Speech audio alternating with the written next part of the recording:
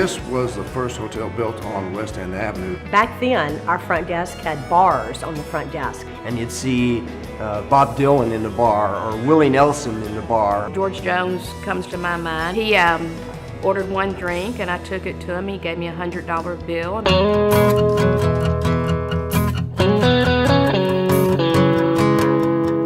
The name of the bar was the Crafty Commodore, and it had a ship's motif. The Crafty Commodore Lounge was actually a boat.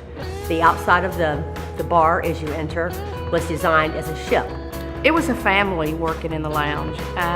We were just all so close. Really, this was the only lounge in this area. And the Commodore, the Vanderbilt, was a place that a lot of people would just land when they were on tour and they were coming to town to do a show, or they were back in town to record or whatever. And we'd look through the lounge while we're doing our show or the happy hour set that I used to play, and you'd see Bob Dylan in the bar, or Willie Nelson in the bar, or Greg Allman sitting in the bar.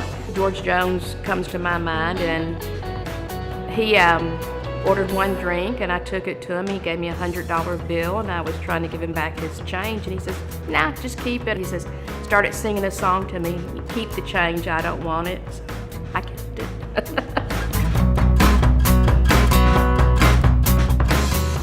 And we had to come up with some innovations to handle the volume of people that we had coming in.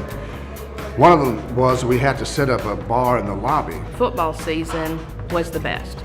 We would leave here on a Friday night about 2 o'clock in the morning and be back before 10 a.m. We'd have bars in the lobby, bars in the parking lot. We were so busy. Carol Kennedy, the psychic that was on the Ralph Emery Show, she went on and gave out the telephone number for the Holiday Inn Vanderbilt.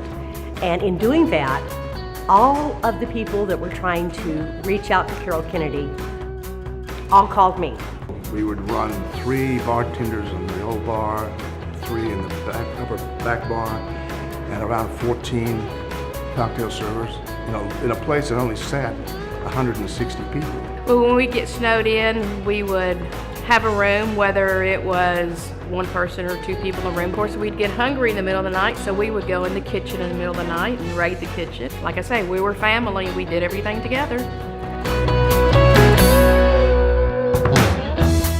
When I got here, the Exit Inn was the place where they had writers' nights. So I thought, well, I'll just put one in here, like, why not? And so I did, and it sort of took off from there.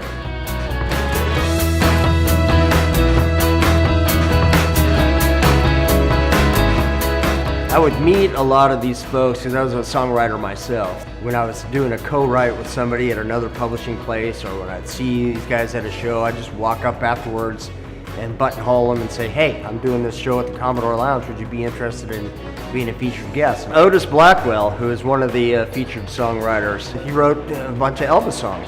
He wrote "All Shook Up." I got Vince Gill. I got Vince to come down and play a show, but I coerced him into playing by getting him a cheesecake. We had Pam Tillis came in and played one night, and in order for her to come down and do the show, Brian and I had to line up babysitting. So these are the kind of people that were playing in this little Holiday Inn bar. I guess it was 7.5 years that I did the show. Then Debbie Champion came in and cranked it back up. She's been fabulous. She's another real songwriter advocate.